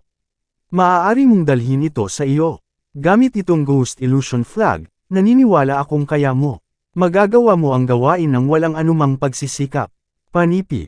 Si Zhuo Chuusheng ay naglagay ng 18 Ghost Illusion Flag ng direkta sa kanyang manggas, at pagkatapos ay nawala ang kanyang anyo, at ang boses ni Zhuo Chuusheng ay umalangaw sa hangin, "Kamahalan, ang iyong mga nasasakupan ay nangangako na tatapusin ang gawain." Ang puso sa puso ng kanyang kataas-taasang 7 ay tuluyan ng nabitawan. Dahil sinabi ito ni Wusheng Zhuochu, dapat ay makumplito na niya ang kanyang pagkakatiwala. Nagpatuloy si Chen Li sa pagsasanay sa oras na ito. Biglang may warning sign sa puso niya. Nang matapos ang kanyang trabaho, lumabas siya sa bakuran at tumingin sa bakuran, at nakita niyang may mga nakatayo na sa bakuran. Wusheng. Sa pagtingin sa figure sa looban na perpektong pinagsama ang langit at lupa, na parang ang figure ng langit at tao ay isa, biglang lumubog ang mukha ni Chen Lei. Kabanata 557. Ang 7th Venerable sa Xuanming Temple ay magpapadala ng isang martial saint para harapin sila, at hindi nagulat si Chen Lei. Sa sorpresa ni Chen Lei, ang martial sage na ito ay talagang napakabilis na dumating, at siya ay nakarating sa pinto ng walang takot sa sikat ng araw, na nagpapakita kung gaano kabalisa ang 7th Highness sa kanyang puso. Nang makita ni Wusheng Zhuochu ang hitsura ni Chen Lei, ayaw niyang gumalaw, ngunit itinaas niya ang kanyang kamay at naghagis ng 18 Ghost Illusion Flag ng direkta sa paligid ng courtyard. Para sa isang sandali, ang kawalan ay baluktot. Ang patio na ito ay naging isang maliit, hiwalay na mundo. Gaano man kalaki ang kaguluhan, ang labas ng mundo ay hindi magkakaroon ng kahit kaunting ideya.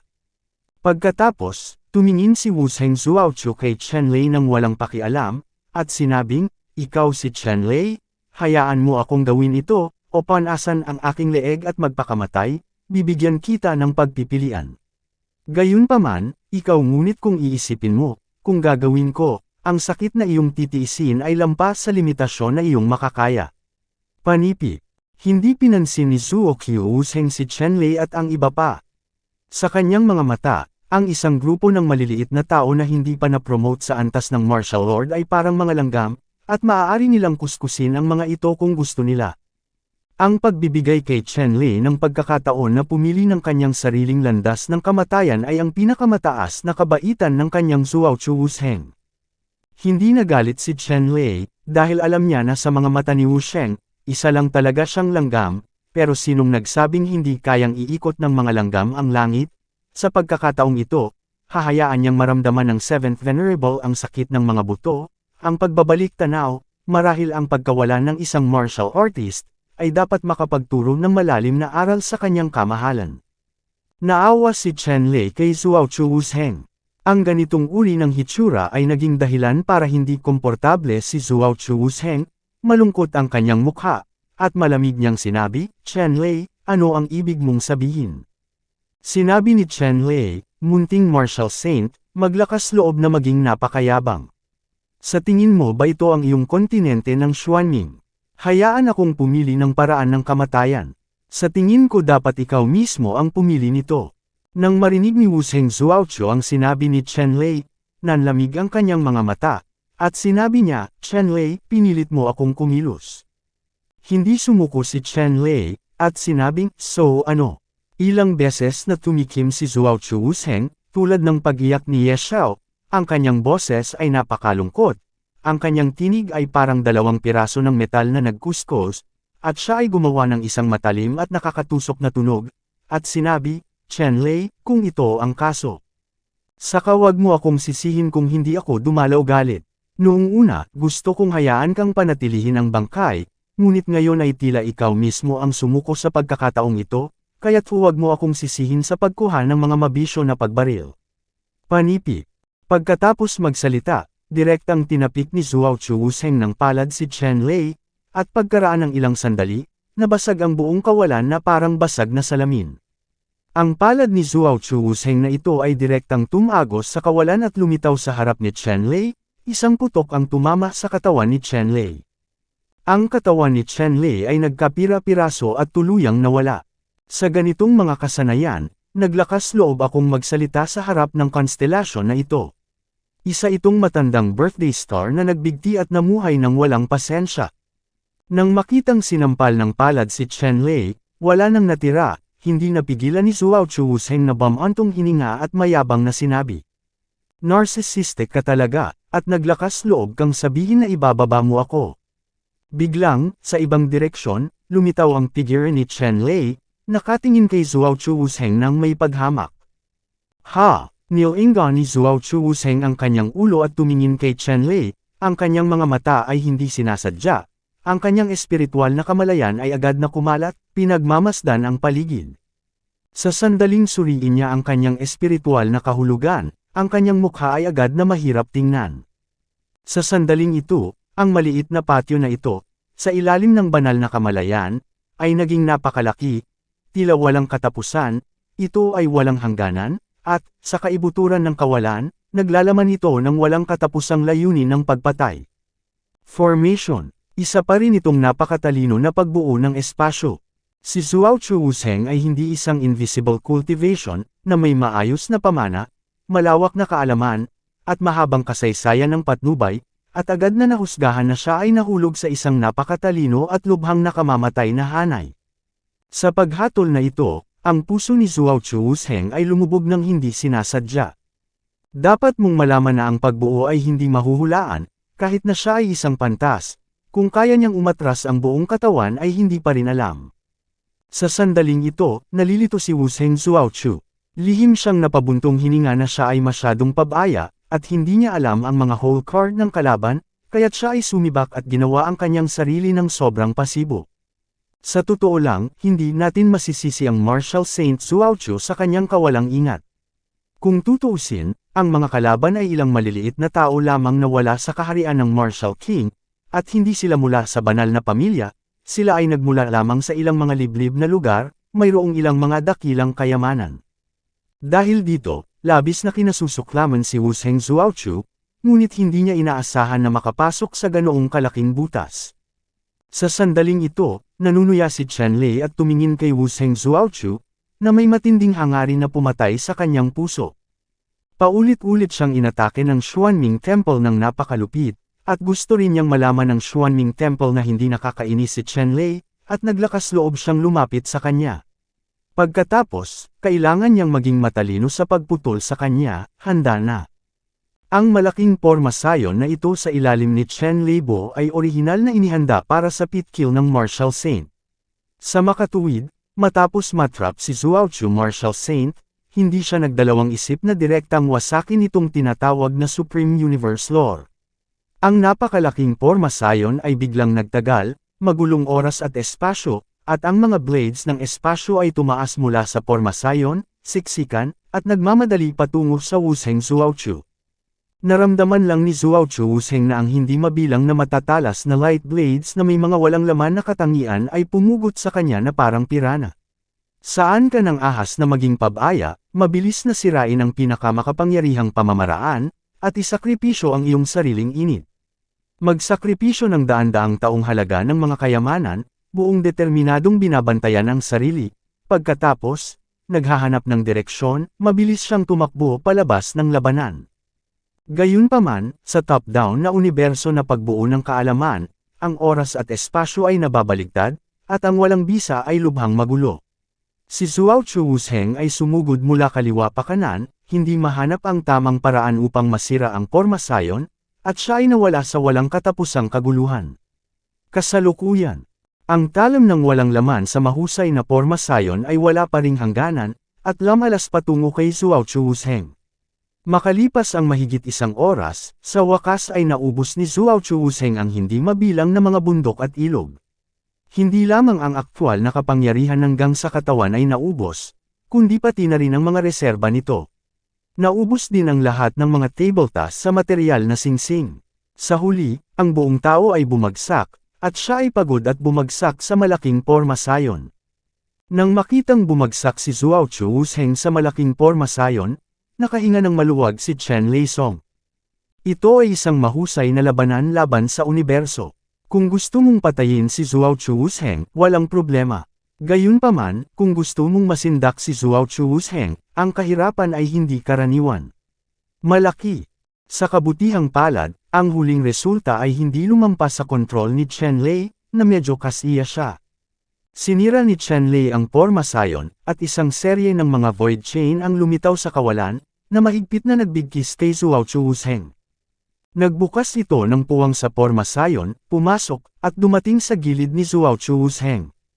Kabanata 558. Si Zhuao Chu Wusheng ay ganap na nakoma sa oras na ito. Tumingin si Chen Lei kay Zhuao Chu Wusheng na nakoma, at isang serye ng mga seal ang lumipad mula sa kanyang mga daliri, diretso sa seal hole ni Zhuao Chu Wusheng. Ang selyo ni Chen Lei ay eksakto ang Tianyan Puppet Seal ng Tianyan Puppet Sect. Hanggat nanalo siya sa Tianyan Puppet Seal, ang Zhuao Chu Wusheng na ito ay ganap na makokontrol ni Chen Lei, mawawala ang kanyang katalinuhan, at magiging isang puppet na ang tanging alam lang ay gawin ang gusto niya. Ang Tianyan Puppet Sect, na may ganitong hanay ng mga nakakatakot na pamamaraan, ay naging pinakamakapangyarihang sekta sa mundo noong panahong iyon. Dahil ang mga pamamaraan ng Tianyan Puppet Sect ay masyadong anti-sky, lahat ng mga sekta at puwersa ay nakadarama ng banta sa makatuwid, hindi mabilang na makapangyarihang mga sekta ang nagsanib puwersa upang ganap na wasakin ang Tianyan Puppet Sect. Sa isang hindi sinasadyang pakikipagsapalaran, nakuha ni Chen Lei ang mana ng papay na sekta noong araw na iyon, at ngayon ay ginamit ito sa Zhuao Chu Wusheng. Noong una, gustong patayin ni Chen Lei si Zhuao Chu Wusheng sa tulong ng paraan ng pagbuo, at madali lang ito, ngunit pagkatapos magbago ng isip, nagpasya siyang panatilihin ang buhay ni Zhuao Chu Wusheng at kontrolin siya gamit ang pamamaraan ng papay na sekta. Ang pamamaraan ng Tianyan Puppet Sect ay Kat-Anji Tangi at Kat-Anji Tangi. Sa simula, maraming malalaking figure ang pinagkatiwalaan ng papay na sekta. Bagamat isa na ngayong martial sage si Zhuao Chu, isa lamang siyang first-level sage, at walang paraan upang labanan ang mga papay na sekta ay mabilis na nakontrol ni Chen Lei. Bumangon ka, bulong ni Chen Lei matapos ganap na makontrol si Zhuao Chu Wusheng. Nang marinig ang mahinang inumin ni Chen Lei, si Zhuao Chu Wusheng na nasa koma ay dahan-dahang nagmulat ng kanyang mga mata, at may nalilitong tingin sa loob. Pagkaraan ng ilang sandali, muling naging malinaw ang nalilitong mga mata ni Zhuao Chu Wusheng. Matapos makita si Chen Lei, agad siyang lumuhad sa isang tuhod, si Master. Kinawayan ni Chen Lei ang kanyang kamay at sinabing, bumangon ka. Oo, sir. Pagkatapos tumayo ni Zhuao Chu Wusheng, tumayo siya sa harap ni Chen Lei, naghihintay sa mga tagubilin ni Chen Lei. Pumunta ka sa tirahan ng Xuanming Temple ngayon at ibalik ang 7th Highness na iyon. Agad namang utos ni Chen Lei. Oo, sir. Si Wusheng Zhuao Chu ay hindi nag-alinlangan, direkta niyang natanggap ang kanyang order, at pagkatapos ay naging isang stream ng liwanag at dumiretso sa residence ng Xuanming Temple. Nang makita ang pag-alis ni Wusheng Zhuao Chu, ngumisi si Chen Lei. Paulit-ulit itong hinarap ng 7th Highness, at sa pagkakataong ito gusto niyang malaman ng 7th kung gaano ito kalakas. Pagkatapos nito, direktang ibinaba ni Chen Lei ang 18 poste na Underworld Fantasy Sky Banner na naka-install sa paligid ng courtyard at hinawakan ito sa kanyang kamay para sa pagmamasid. Ang 18 Pluto Illusion Flag na ito, kasama ang set ng Pluto Illusion Flag sa kanyang kamay, ay isang kompletong set ng mga kayamanan, isang kabuoang 36 na Treasure Flag. At isang kumpletong 36 na Pluto Magical Sky Banner, ang tamang pangalan ay dapat tawaging Pluto Magical Sky Banner. Ang Underworld Illusion Flag na ito ay itinuturing na pinakasikat at pinakamataas na kayamanan sa Xuanming Sect. Hindi ko inaasahan na ganoon kadaling mahulog ito sa mga kamay ni Chen Lei. Mas alam ni Chen Lei kaysa sino man ang kapangyarihan ng hanay ng mga Underworld na Ghost Flag na ito. Noong siya ay Emperor Wu, natalo siya mula sa watawat ng multong Underworld na ito. Ang kasalukuyang set ng Underworld Illusion Flags ni Chen Lei ay hindi isang imitasyon, ngunit isang tunay na kayamanan ng palasyo sa Xuanming Temple. Hindi inaasahan ni Chen Lei na ang koleksyong ito ng mga kayamanan ng City Hall ay nasa kamay ng His Royal Highness 7. Makikita na ang 7 kagalang-galang na ito ay talagang lubos na nagustuhan. Kung hindi, imposibleng maglakbay kasama ang isang hanay ng mga kayamanan ng City Hall. Nakakalungkot na ang 7th Highness ay masyadong kumpiyansa o mayabang, at hinayaan ang grupong ito ng napakalakas na kayamanan na mahulog sa mga kamay ni Chen Lei. Ang espiritual na pakiramdam ni Chen Lei ay pumasok sa illusory ghost flag ng Underworld, at mabilis na nabura ang espiritual na sense brand sa loob, iniwan ang sarili niyang spiritual sense brand. Sa ganitong paraan, pinino at kinokontrol ni Chen Lei ang set na ito ng illusory banners at Underworld illusory space. At nang pinuhin ni Chen Lei ang ghost flag ng Underworld Fantasy Sky, sumugod din si Zhuao Chuwusheng kasama ang 7 Venerables ng Xuanming Temple. Ang kanyang kataas-taasang 7 ay hindi nag-iingat kay Zhuao Chuwusheng. Nang matagpuan ni Zhuao Chuwusheng ang kanyang kamahalan, napakasaya ng 7th Highness na tanungin si Zhuao Chuwusheng tungkol sa mga resulta. Gayunpaman, hindi pinangarap ng 7th Venerable na direktang aatakihin siya ni Zhuao Chuwusheng, laslasan ng palad ang kanyang leeg, at direktang mawala ng malay si 7th, na ginagawang walang pagkakataon ng 7th Venerable na sirain ang kayamanan ng katawan. Nakita ni Chen Lei si Zhuao Chuwusheng na sinalo pabalik ang kanyang kamahalan 7, at hiniling kay Zhuao Chuwusheng na dalhin ang kanyang kamahalan 7 sa isang bakanteng silid. Tumingin si Chen Lei sa 7th Highness na wala pa ring malay. Noong una, gusto niyang patayin ng direkta ang 7th Highness, ngunit ngayon, biglang naramdaman ni Chen Lei na kung ang 7th Highness ay kontrolado din ng isang puppet, dapat ay may malaking kalamangan siya. Kaya, habang ang 7th Highness ay nakoma, si Chen Lei ay direktang nag-shoot ng isang serye ng mga puppet seal, na ginawa ang kanyang kamahalan sa isang puppet sa ilalim ng kanyang kontrol. Bumangon ka! Nagpakawala si Chen Lei ng mahinang boses, at dahan-dahan ding binuksan ng 7th Highness ang kanyang mga mata. Pagkatapos, ang ekspresyon sa kanyang mga mata ay nagbago mula sa pagkalito hanggang sa kilanawan. Guru! Direktang lumuhad ang 7th Highness sa paanan ni Chen Lei. Tumingin si Chen Lei sa 7 Venerables na ngayon ay nakaluhod sa kanyang paanan at walang sariling kalooban. Sa kanyang puso, nabigla siya sa mga pamamaraan ng Heavenly Puppet Sect, at nakaramdam siya ng takot mula sa kaibuturan ng kanyang puso. Ang ganitong mga pamamaraan ay ganap na hindi mahuhulaan, at ang mga tagalabas ay hindi maaaring makita ang mga ito sa lahat. Siyempre, ang mga pamamaraan ng Papay na sekta na ito ay hindi maaaring baligtarin. Mayroong ilang mga limitasyon, kung hindi, ang buong mundo ay hindi magiging isang Papay na sekta.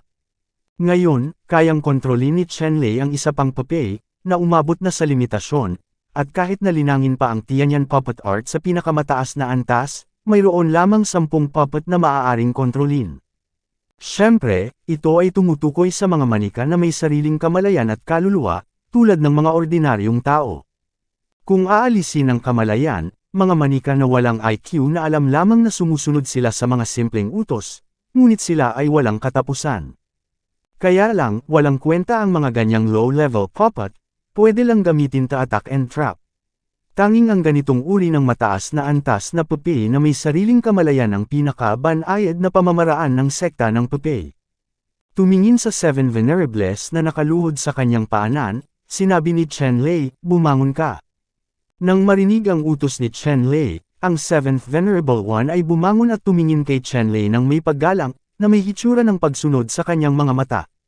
Napatingin si Chen Lei sa 7th Highness, pagkatapos ay kay Zhuao Chuwusheng, at sinabing, bumalik ka ngayon, at ang lahat ay nakasalalay sa aking mga utos. Tumango si Zhuao Chuwusheng at His Highness 7. Wala silang pinagkaiba sa mga ordinaryong tao ngayon, ngunit wala silang sariling kalooban at ganap na sumusunod sa utos ni Chen Lei. Hiniling ni Chen Lei si Zhuao Chuwusheng at ang kanyang Royal Highness na bumalik sa isang kapritsyo. Bigla niyang naisip na ang layunin ng paggawa nito ay upang gumawa ng higit pang paghahanda para sa larangan ng digmaan sa kalangitan. Sa hinaharap, tiyak na pupunta si Chen Lei sa Sky Battlefield. Si Chenlei ay hindi pamilyar sa Sky Battlefield, at mahina ang kanyang lakas. Ngayon ay tinanggap na niya ang 7th Highness bilang isang papay. Pagkatapos, sa Sky Battlefield, makukuha niya ang suporta ng buong Xuanming Temple, kung gayon, hindi siya magpapakitang masyadong mahina kumpara sa ibang mga banal na lugar, dinastiya, iba't ibang sekta, at puwersa mula sa iba't ibang kontinente. Kabanata 559. Sa pagbili ng gayong pako, sa wakas ay naginhawahan ni Chenlei ang kanyang puso, at nalutas din ang krisis ng Xuanming Temple. Sa ikatlong araw, nagpaalam si Chenlei sa kanyang mga magulang, ni Chenran at iba pa, at nagmamadaling bumalik sa Xuanming Academy. Sa pagkakataong ito, sa pagbabalik sa Xuanming Academy, ang Xuanming Academy ay magtatalaga ng mga tagapayo para kay Chenlei at sa iba pa, at magbibigay ng mga mapagkukunan para sa kanila na magsanay sa paglilinang sa pinakamagandang kapaligiran at mga kondisyon. Bilang karagdagan sa pagsasanay sa paglilinang, sa pagkakataong ito si Chenlei at ang iba pa ay kakatawan sa kontinente ng Xuanyuan at lalahok sa ranggo ng labanan sa 8 kontinente. At sa pagkakataong ito sa ranggo na labanan, ang mabuti o masamang resulta ay malapit na nauugnay sa mga interes ng Xuanyuan continent. Masasabing ang kontinente ng Xuanyuan ay nagpasya ng paghahati ng mga kita sa loob ng 100 taon, at ang mga responsibilidad nito ay mabigat. Para sa ranggo na labanan sa pagitan ng mga kontinente, ang Xuanming ay magbibigay din ng pinakamahusay na kapaligiran sa paglilinang para kay Chenlei at sa iba pa. Hindi nagtagal, dumating sina Chenlei, Kung Zuan, Kong Xiaochen, Huang Wen, at Ao Yu sa Xuanming Academy at direktang dinala sa espiritual na bundok kung saan nakatira ang dekano. Dito, nakilala ni Chenlei at ilang tao si Din Shufeibai, gayon din ang Deputy Dean at iba pa. Chenlei, Kung Zuan, Kong Xiaochen, Huang Wen, Ao Yu, kayong 5 pinakatalentadong tao na pinili ng ating Profound League. Ay lalaan namin ang lahat ng aming mga mapagkukunan at lakas sa pagsasanay sa inyong 5, at kayong 5 ay dapat yumako sa kaukulang mga obligasyon. Ngayon tatanungin kita sa huling pagkakataon kung handa ka bang tanggapin ang ganoong kaayusan. Panipi. Tumingin si Din Shufeibai kay Chenlei at sa iba pang 5 tao, at seryosong nagtanong. Sumasang-ayon kami. Malakas na sumagot ang 5 Chenlei nang walang pag-aalinlangan. Tumango si Din Shufeibai at nagsabi, "Okay, kung gayon, magtatalaga ako ng isang tutor para sa iyo, at ang tutor na ito ay personal na magtuturo sa iyo ng landas ng paglilinang. Siyempre, kung hindi ka pumayag, maaari mo ring ipanukala ang sarili kong opinyon." Panipi. Muling tumango si Chenlei at ang iba pa, at sinabi ni Shufeibai, "Nasa labas si Kung Zuan." Hindi inaasahan ni Kung Zuan na tatawagan muna siya ni Din Shufeibai at gagawa ng hakbang pasulong. Sinabi ni Din Shufeibai, "Kung Zuan, ipinanganak ka sa makulay na linya ng paboril ng lahi ng demonyo, at dapat ay mayroon kang kumpletong linya ng dugo. Gayunpaman, hindi sapat na magkaroon ng mana sa bloodline. Paano ba magagamit ng lubusan ang bloodline inheritance? Ito ang gusto mong matutunan.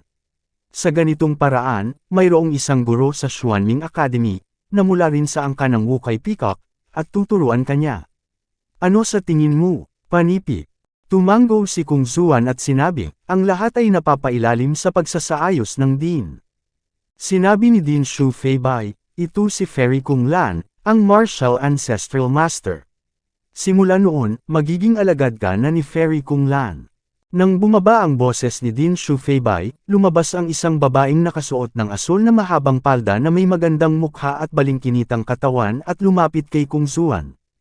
Hindi makita ng babaeng ito kung ilang taon na siya, naramdaman lang niya ang napakalalim at pinakamataas na presyon na nagmumula sa kanya. Ayon sa pagpapakilala ni Din Shufeibai, ang magandang babaeng ito na may hitsura na parang diwata, ang cultivation ay isang martial ancestor na nakarating sa martial spirit realm. Nakakatakot talaga ang babaeng ganyan. Masasabing nakatayo siya sa totoong rurok ng kontinente ng Xuanyuan. Tumingin si Fairy Kung Lan kay Kung Zuan, ang kanyang mga mata ay puno ng papuri at kasiyahan, at naramdaman din ni Kung Zuan ang isang napaka-friendly na kapaligiran mula kay Fairy Kung Lan. Ang hiningang ito ay nagpaginhawa kay Kung Zuan, at sa kagustuhang makalapit dito, natural na naglakad papunta sa gilid ni Fairy Kung Lan. Huang Wen, ang iyong cultivation ay Kendo. Ang iyong instructor ay ang pinakamalakas na elder ng Kendo na si Li Qingyuan sa aking Xuanming Academy. Si Elder Li ay kilala bilang Diyos ng Espada. Tumango si Huang Wen at tuwang-tuwa. Lumapit siya kay Elder Li at magalang na binati ito. Sa pagkakataong ito ay dumating siya sa Xuanming Academy para kay Elder Li. Ngayong nakuha na niya ang kanyang hiling, natural na wala siyang opinyon. Susunod, Aoyu. Ang mentor na hinirang ng Xuan League Academy para kay Aoyu ay si Elder Aoli. Si Elder Aoli din ang elder ng High Clan, at maging miyembro ng pamilya Ao. Angkop na gabayan si Aoyu. Para kay Kong Xiaochen, ang Xuanming Academy ay medyo mahirap sabihin ang totoo. Mula sa paglilinang ng Xiaochen, nagsanay bilang isang Daoist talisman. Ito ay masasabing isang napaka-partial na pamamaraan. Sa wakas, tinanong ng Xuanming Academy ang a-century-old Great Elder Retreat, personal na inutusan si Kong Xiaochen. Ang mga nagawa nitong elder sa Fuloo, walang sinuman sa buong Xuanyuan continent ang umiiral. At ginawa ng mentor ni Chen Lei na mag-isip ang mga pinuno ng Xuanming Academy. Si Chen Lei ay isang pangangatawan na may mga katangian ng kidlat. Bagamat bihira, mayroong higit sa 100 matatanda na maaaring magturo kay Chen Lei sa Xuanming Academy. Gayunpaman, kung gusto mong maghanap ng isang malakas na katangian ng kidlat kahit sino ay darating, ngunit ito ay napakahirap. Dapat mong malaman na ang buong Xuanyuan continent ay nasa itaas ng Thunder Clan, at walang ibang clan ang maihahambing sa Thunder Clan. Ngayon, bilang manugang ng Thunder Clan, maaaring dumiretso si Chen Lei sa Thunder Clan para makuha ang pinakamahusay na gabay. Pumunta at magtanong. Gayunpaman, malinaw na imposible para sa Xuanming Academy na mag-imbito ng isang malakas na tao mula sa angkan ng Lei upang gabayan si Chen Lei. Saan nakalagay ang mukha nitong si Xuanming? Sa wakas, pagkatapos ng talakayan, napagpasyahan na si Chen Lei mismo ang pumili ng mentor. Chen Lei, narito ang ilang matatanda na nagsasanay ng daw ng kulog, hindi ko alam kung alin ang pipiliin mo. 5 martial arts powerhouses ang nakatayo sa harap ni Chen Lei. Ang bawat isa ay may malakas na kapangyarihan ng kulog at kidlat, at ang buong katawan ay kumikislap paminsan-minsan, pambihirang paglilinang. Masasabing lahat ay kwalipikadong magturo kay Chen Lei. Napatingin si Chen Lei sa mentor na ito at sinabing, "Din, hindi ako pamilyar sa mentor na ito. Bakit hindi muna ako mag-aral sa isang cultivation mentor, pagkatapos ay mag-aaral ako sa isa pang cultivation mentor?" Ang mga salita ni Chen Lei ay nagpalungkot sa isa sa mga instructor at sinabing, "Anak, malaki ang bibig mo. Kahit sino sa amin ay maaaring hayaan kang matuto habang buhay. Pumili ka pa ng 3 at 4, at humanda ka sa pag-aaral naming 5, hindi talaga namin alam na maganda pala ang langit." Panipi. Medyo nalungkot ang tutor na makitang napakatangkad ni Chen Lei. Sa katunayan, ang tutor na ito ay walang labis na galit, ngunit medyo hindi siya nasisiyahan sa mga masasakit na salita ni Chen Lei. Kailangan niyang humakbang ng paisa-isa at kinailangan niyang kumain ng paisa-isa. Natatakot ang tutor na ito na magkamali si Chen Lei. Nakita ni Chen Lei na ang instructor na ito ay nayayamot, at hindi siya pinabulaanan, at sinabi, "Kung ito ang kaso, hihilingin sa iyo ng junior na gabayan ang aking paglilinang." Hindi mahalaga, pumayag naman ang tutor. Dahil determinado din ang mentor ni Chen Lei, ang 5 immortal ay kinuha ng ilang mentor at sinimulang turuan silang mabuti. Ang 5 immortal na panla na ito, bawat isa ay dumaan sa libu-libong pagpipilian bago umabot sa puntong ito. Ang talento, katalinuhan, ugat, at iba pa, ay maaaring ipaliwanag sa pamamagitan ng pagpili ng isa sa 1,000,000 o kahit 10,000,000. Hindi sobra. At ang 5 immortal na mentor na ito ay masasabi ring nakatayo sa tuktok ng Xuanyuan continent, at sapat na sila para turuan sila. Sa ganitong paraan, sinimulan ni Chen Lei ang kanyang karera sa paglilinang sa Xuanming Academy. Kabanata 560, dinala ng mga instructor na ito si Chen Lei at ang iba papabalik sa kani-kanilang Dangfu para turuan silang mabuti. Dahil mayroon pang kalahating taon, ito ay isang ranggo na labanan sa ilang mga kontinente. Sa makatuwid, ang kalahating taon na ito ay masasabing ang pinakamahalagang panahon, at ang kurso ng bawat isa ay ganap na nakaayos. Sa panahong ito, ang Xuanming Academy ay hindi maramo, at gumawa ng malaking bilang ng mga gamot, ehersisyo, at kayamanan ng langit at lupa, basta't nakatulong ito kay Chen Lei at sa iba pa na umunlad sa paglilinang, gaano man kahalaga at bihira, si Zuan Meng. Hindi nakaramdam ng panlulumo ang Academy, at inilabas ito ng masaya. Sa napakaraming dugo mula sa Xuanming Academy, ang tanging kinakailangan para kay Chen Lei at sa iba pa ay ang pagsulong ng mas mabilis at mas mabilis. Dahil alam ng Xuanming Academy na ang ikawalong ranggo na labanan ng kontinente ng Xuanyuan sa pagkakataong ito ay napakahalaga at hindi maliit. Kabilang dito ang paglalaan ng mga mapagkukunan para sa buong kontinente ng Xuanyuan sa loob ng 100 taon. Kung ito ay nabigo, ang mga pagkalugi ay hindi makalkala. Sa paglalakbay sa paglilinang na ito, ang unang tagapayo ni Chen Lei ay nakaramdam ng matinding depresyon. Ang dahilan kung bakit siya na-depress ay hindi dahil mabagal ang pag-unlad ni Chen Lei, kundi dahil masyadong mabilis at nakakatakot ang pag-unlad ni Chen Lei, na nagparamdam sa gurong ito na parang nakatagpo siya ng multo. Dahil, anuman ang ipaliwanag ng instructor na ito kay Chen Lei, lubos itong mauunawaan ni Chen Lei sa sandaling sabihin niya ito. Kahit anong martial art, basta magsanay siya ng 10 beses, maaabot niya ang state of release, kahit na ang pinakamahirap na cultivation practice. Naunawaan ni Chen-Lei ng lubusan ang treasure art ni Chen-Lei sa loob ng wala pang isang araw, at ang kapangyarihang ginawa niya ay bahagyang mas malakas kaysa sa kanyang instructor sa parehong larangan. Sa wala pang kalahating buwan, malungkot na natuklasan ng tutor na ito na lahat ng alam niya ay natutunan ni Chen-Lei, at wala na siyang natutunang ituro. Ito ang unang pagkakataon na ang tutor na ito ay nakatagpo ng ganoong bagay sa kanyang buhay, ang unang pagkakataon na nakatagpo siya ng gayong masamang espiritu. Langit, lupa, paano magkakaroon ng ganitong kasamaan sa mundo? Nitong mga nakaraang araw, ang instructor na ito ay hindi makakain o makatulog, nag-iisip ng mabuti, nag-iisip kung may iba pa bang ituro, ngunit, ang iniisip tungkol sa kanyang buhok ay 12-12 puti. Sa huli, sigurado siyang alam niyang wala siyang ituturo. Sa sandaling ito, nauunawaan ng tutor na ito kung bakit kapag pumipili ng tutor, tiyak na gustong pumili ni Chen-Lei ng 5 matatandang nakakaalam ng Thunder Dao Technique para maging kanyang mga tutor, dahil ang isang tutor ay sabik na turuan si Chen-Lei. Isang malaking hamon. Sa wakas, bumantong hininga ang instructor at tinawag si Chen-Lei at sinabing, "Chen-Lei, wala akong ituturo sa iyo. Simula bukas, maaari mong sundan ang paglilinang ni Mentor Deng." Pumayag na ako sa kanya. Sige na. Tumango si Chen-Lei at sinabing, "Oo, tiyak na magiging mahusay ang disipulo sa paglilinang." Talagang iginagalang ni Chen-Lei ang gurong ito na pinangalan ng Chen. Sa nakalipas na 10 araw, marami talaga siyang natutunan sa gurong ito na may apelyidong Chen. Kaya lang, masyadong malalim ang background ni Chen-Lei, na nauugnay sa mga diskarte, martial arts at maging sa mga prinsipyo ng Thunder Dao.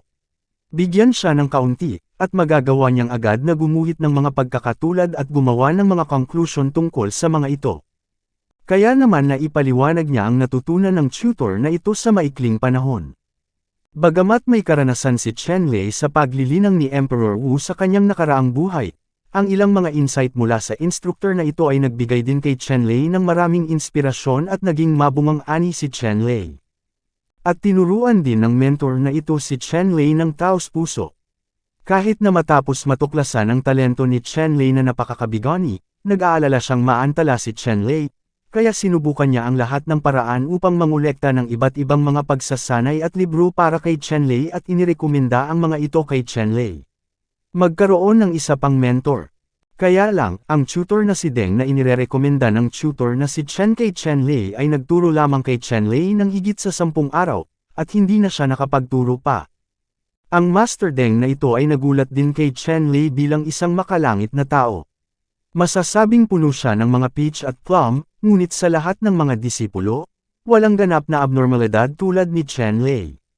Sa wakas, pagkatapos na walang itinuro, ang tagapagturo na pinangalan ng Deng ay kailangang magrekomenda ng isa pang tagapagturo kay Chen-Lei. Masasabing walang mentor ang nagsikap na turuan si Chen-Lei ng mahigit 15 araw.